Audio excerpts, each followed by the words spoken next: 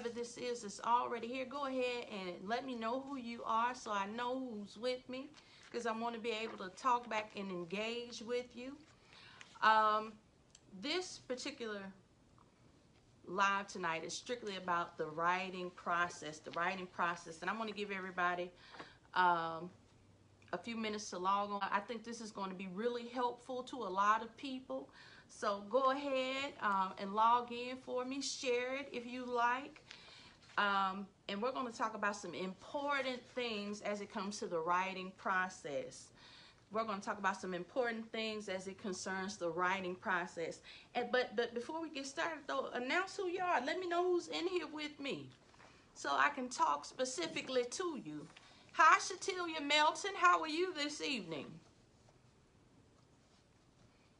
All right. So we're filling up. Wonderful, wonderful, wonderful. Okay, we got Shakisha. Hi, Shakisha. How are you?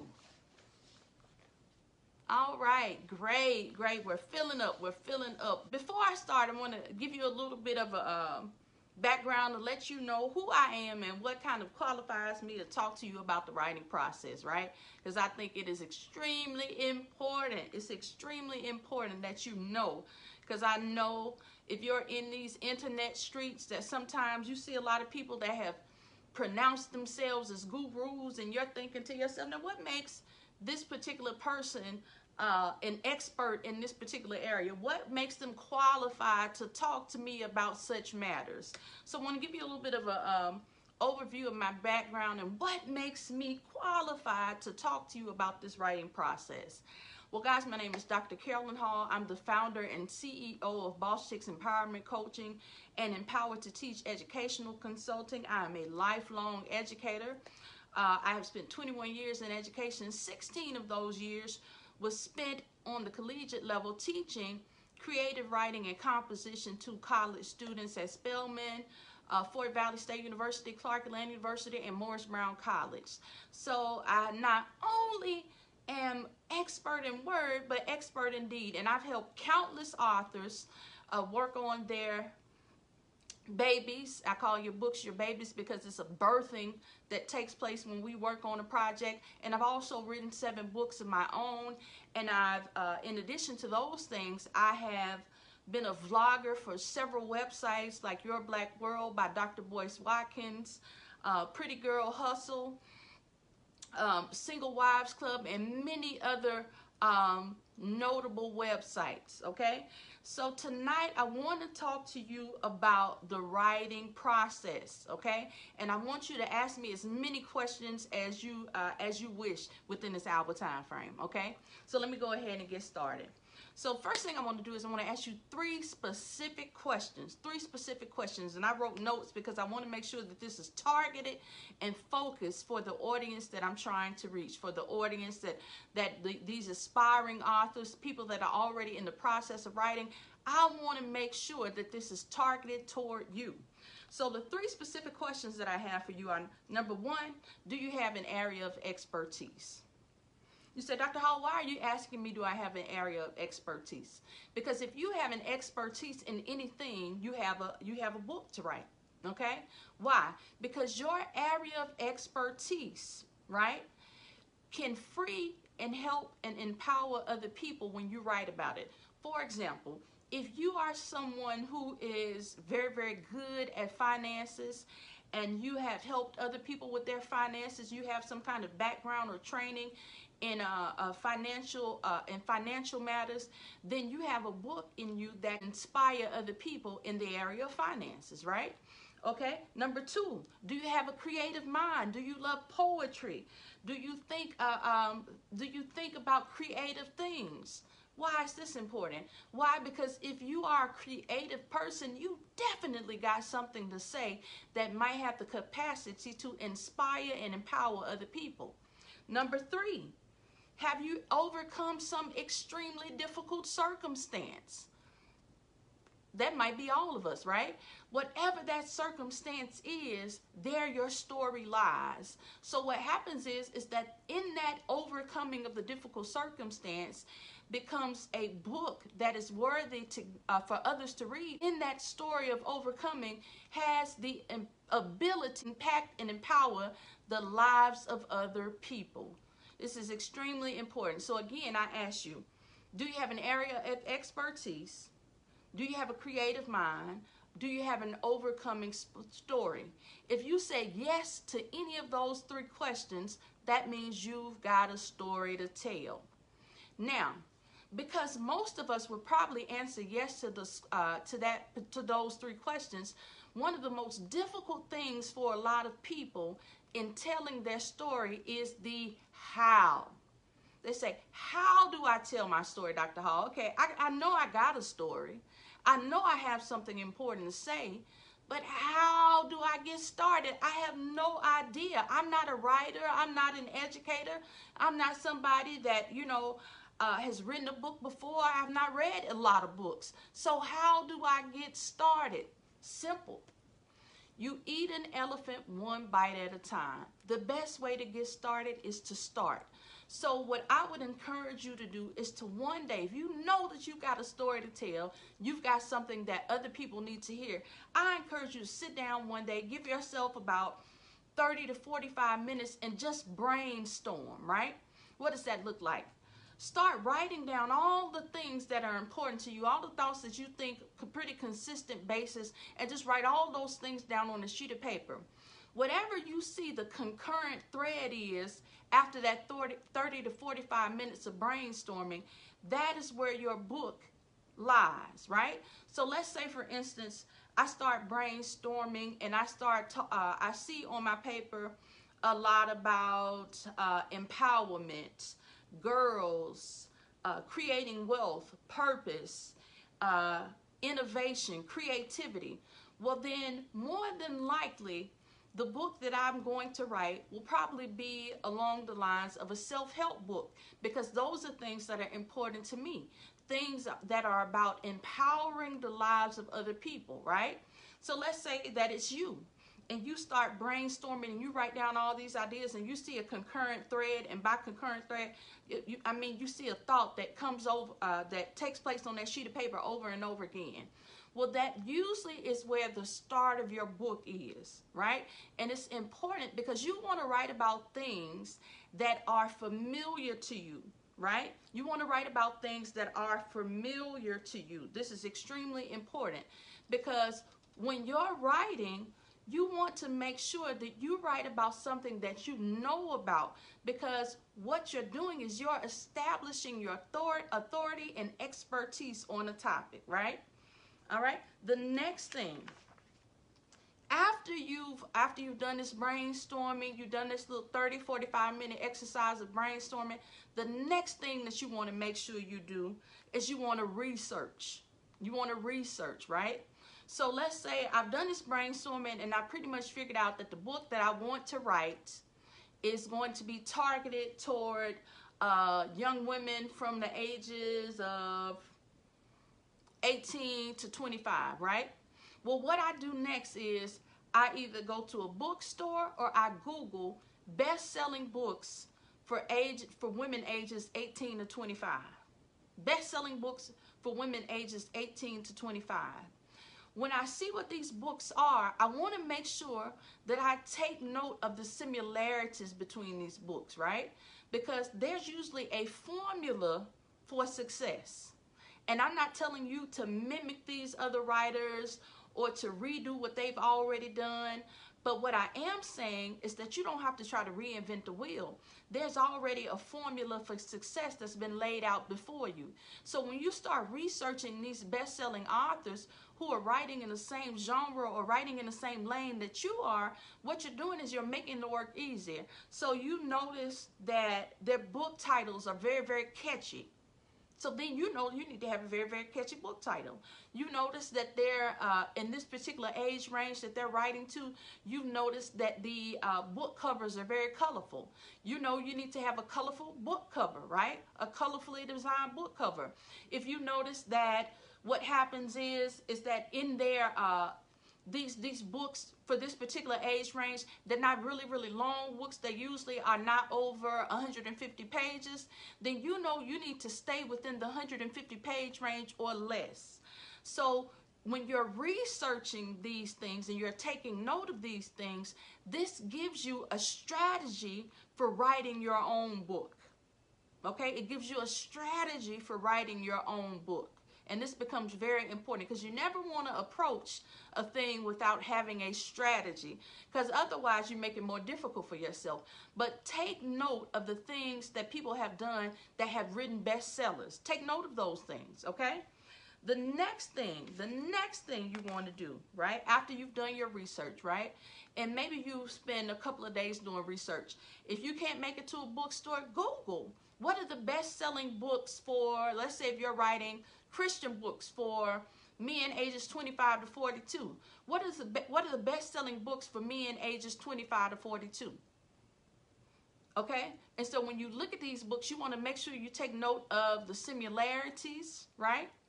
Take note of the things that immediately pop out to you when you see these books, because these are things that you want to try to create or put into your work so that your work too has that same sort of creative value. All right? The next thing you want to do after you've completed your research is you want to make sure that you create an outline for yourself. You want to make sure that you create an outline for yourself. Now, you heard me say it before, and I can't stress it enough. You know, a book project can seem like an extremely overwhelming undertaking, right? You know, people say, how am I supposed to write a whole book, you know, 100 pages, 200 pages, 300 pages? Folks, I promise you it's not that difficult, right? Not only have I written 7 books, but I wrote a dissertation that was 200 plus pages, okay? It's not that difficult, but what you cannot do is you cannot think about doing the whole thing at one time. Remember, we eat an elephant one bite at a time. You're tackling one piece of the book day by day by day, okay? You're tackling one piece of the book day by day by day. But in order for that to be done, you have to create, because we already said, you got to brainstorm, you got to research, and our third thing is you have to create an outline. An outline gives you sort of a mock setup for how your chapters will be divided. And making this outline, this mock setup, what you do is you give yourself the opportunity to have focus for each area of your book so that you're not saying the same things over and over again, or so that your writing is not all over the place, right? So you want to make sure that you create an outline for yourself, all right? The next thing that you need to do, right? The next thing that you need to do, especially for people that are writing fictional works that involve characters and character development, you want to make sure that you do that you write about the character before you actually write the book. You want to make sure that you write the characters before you actually write the book. So let's say that I'm writing a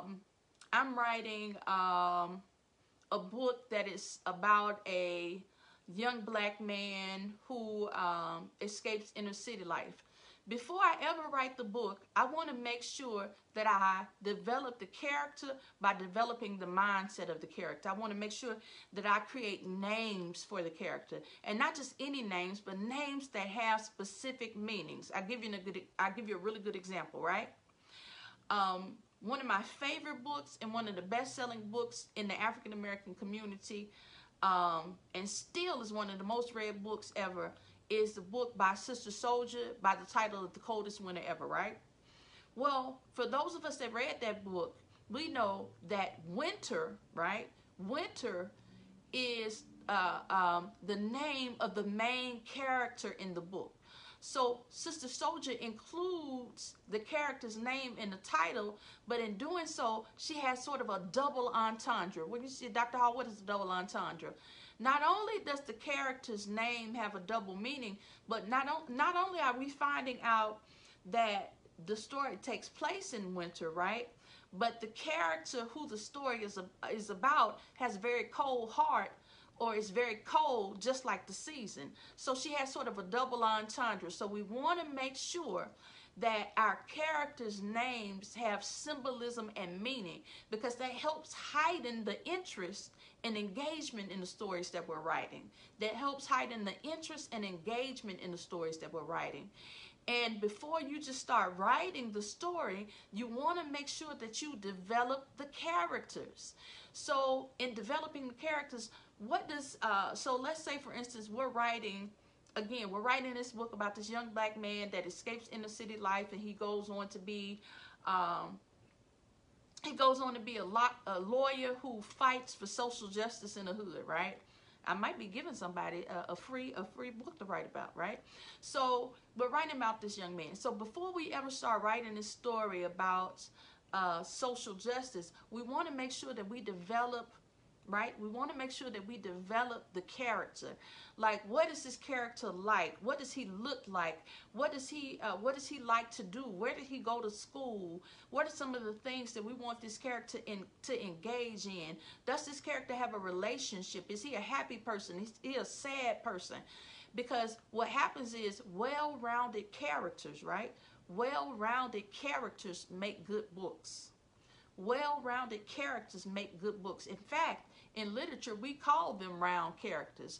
Round characters means simply that a character has many sides. It simply means that a character has many sides. So we want to make sure that we develop well-rounded characters, okay? I think this is extremely important. I remember helping a particular young lady. She had a book that she was writing, and it was an excellent book, right? She used her expertise. The young lady is a middle school teacher, and she was going to write a book about a middle school girl who was having issues with self-esteem and being bullied, right? So what better person to write it? An educator who teaches in middle school, who has witnessed these things firsthand, right? And I'm not going to tell you too much about her book because I don't want anybody to steal her idea. She had a wonderful book, but she was stuck in a part, right? She was stuck because she was stuck on the storyline, and the reason she was stuck on the storyline was because the main character was not as developed as she should be. We knew nothing about the character's background. More needed to be developed about what the character liked and disliked, what the character looked like, because people need to be able to visualize what it is that you're talking about. So you want to make sure that you're as descriptive as possible. You want to make sure that you're as descriptive as possible in your writing, okay? Which brings me to my next point. One of the things that you have to keep in mind, right? One of the things that you have to keep in mind as you are writing, whatever you're writing, is the fact that most people read on a 7th to 9th grade level. Most adults read on a 9th grade reading level, right? Between a 7th to a 9th grade reading level, which means that you want to stay away from using professional jargon. You want to stay away from using language that may seem elevated to other people, right? So let's say, for instance, I'll give you this. So I'm an educator, right? I want to make sure that when I'm writing, that my audience can connect to what I'm writing. Because as an academic, I understand that there's some language that I use within the context of my area of expertise that may not be familiar to everybody. Doesn't mean that everybody's not intelligent. It just means that in my area of expertise, it's common knowledge, but for most folks, it's not. So what I've got to do as an academic is I've got to make sure that if I'm going to use a word that everybody may not necessarily understand, I've got to immediately explain it in context. That could be for somebody, let's say somebody is a hairstylist, a cosmetologist, and they're going to write a book about maintaining good hair, right? They're going to write a book about maintaining good hair and growing your hair at a fast rate. So they may not be immediately able to talk about hair follicles and psoriasis of the head and all these sort of things that are language that is specifically akin to their realm of expertise. And if they do, they have to explain it immediately. Why? Because when we start to use elevated language in our writing, if we use elevated language that we don't explain, sometimes we scare off the people that we want to read our books. Okay, so this is not a condescending thing, but this is the truth. Research says that most people, most adults read on between a 7th to 9th grade reading level. So you have to be very, very targeted and specific about the language that you use when you're writing. Otherwise, the people that you're hoping will buy your book won't buy it.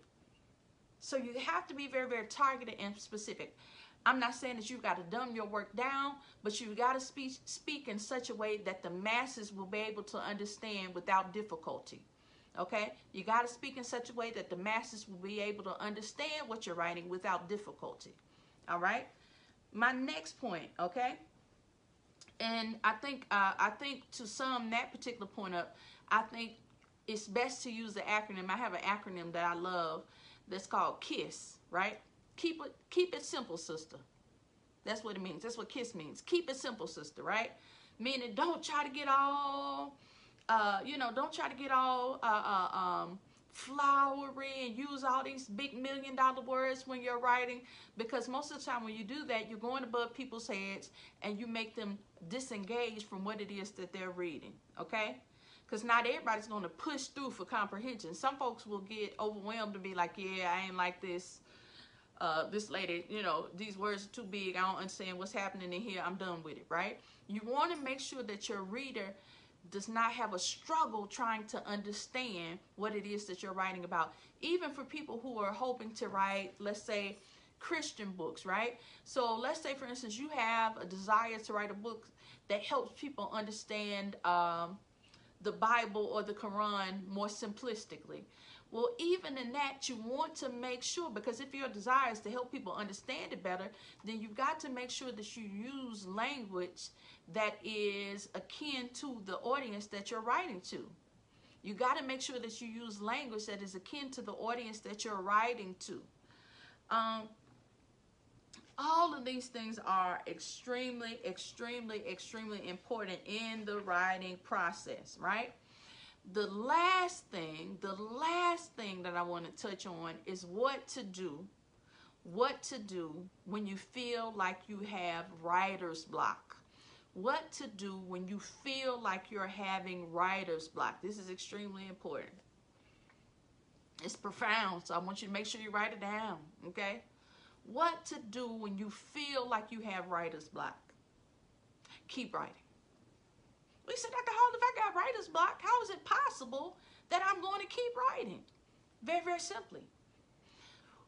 When you feel that you're having writer's block, just go back over areas that you've already written, right? Go back over areas that you've already written and maybe rewrite those things and find ways to bring clarity, more focus, and illustrate an idea more fully. You may not have a new idea to write, right? But you can go back and make sure that you're editing as you go. And that way you consistently are writing, right? You're consistently writing. So let's say, for instance, you finished chapter 1. You got about 12 chapters you're trying to put in this book, right? And you finished chapters 1, 2, and 3, and you can't seem to go any further. Go back to chapter 1 and see, has chapter 1 been fully explained? Have all the characters been developed? Has everything, have you really painted a setting or a scene for your audience, right? Go back and make sure that you dotted all your I's and crossed all your T's. Okay? You made it through chapter 1. Now, move on to chapter 2. Make sure that in chapter 2 that you made sure that all of the scenes and the settings have really been illustrated well, so much so that your characters can see, they can visualize where you're taking them. They can engage with your work. So there's always an area that you can be working on. So even when you get writer's block or something that tries to block you from moving forward, right?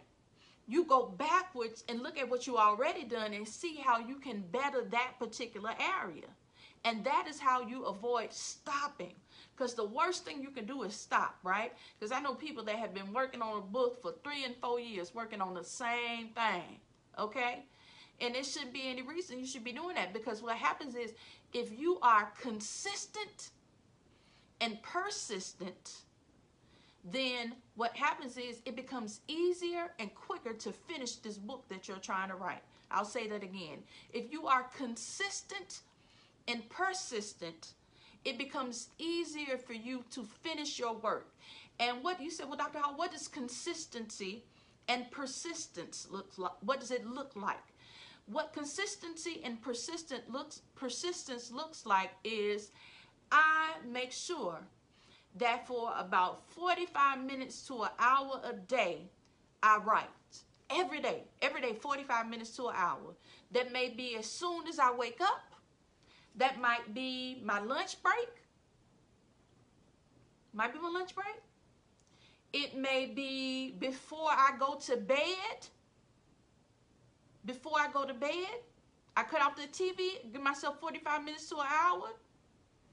But I make sure every day I'm writing for at least 45 minutes to an hour. And on those days where I have more time, I dedicate more time to my writing. And you will find that the more you do this, the easier it will become. I'll give you an example. I used to think that I had the shortest attention span in the world, right? And sometimes I still do suffer from some attention issues. But when I'm writing, right, before I ever started writing, I used to pray, and I try to meditate so that I can get focused, clear, and concise on what I'm about to do, right? But what I do is I put myself in a place where I have no other responsibility but to focus on that particular thing.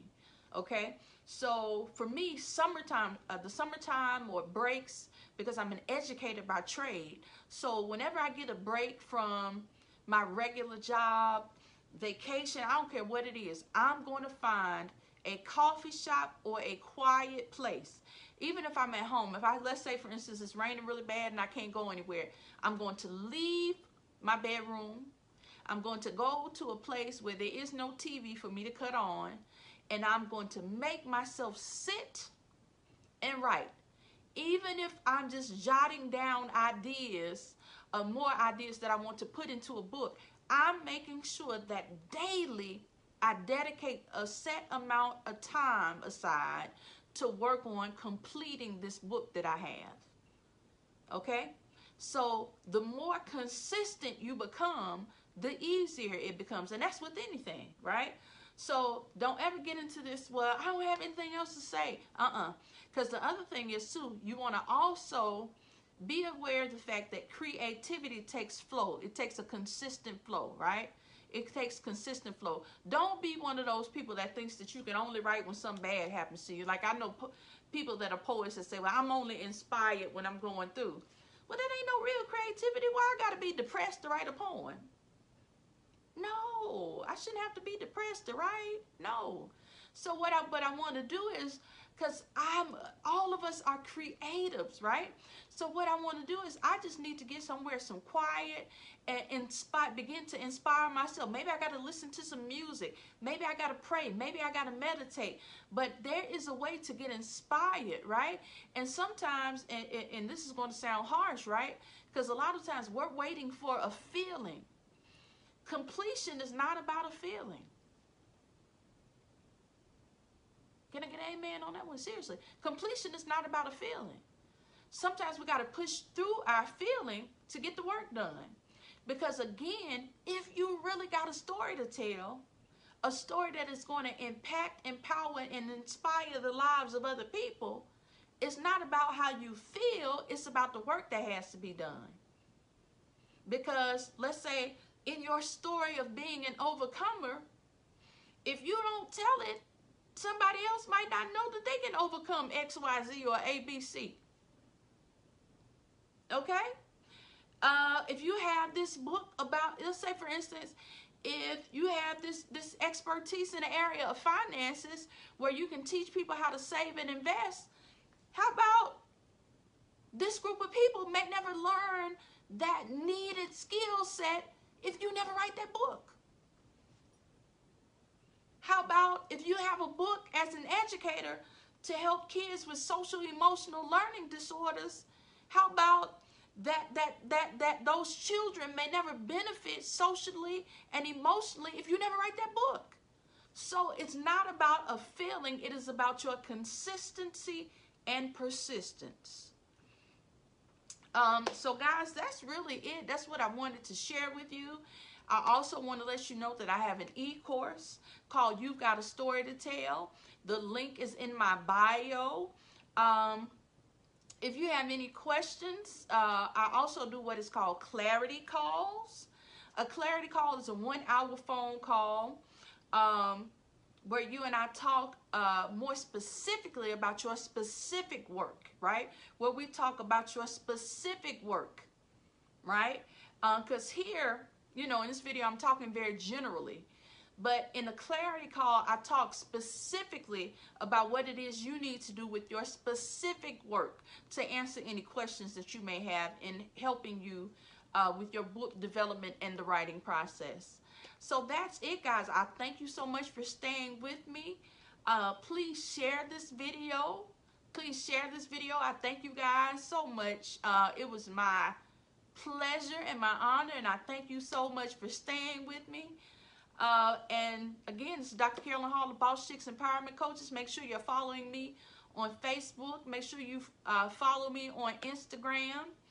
And you guys have an awesome day. Holla!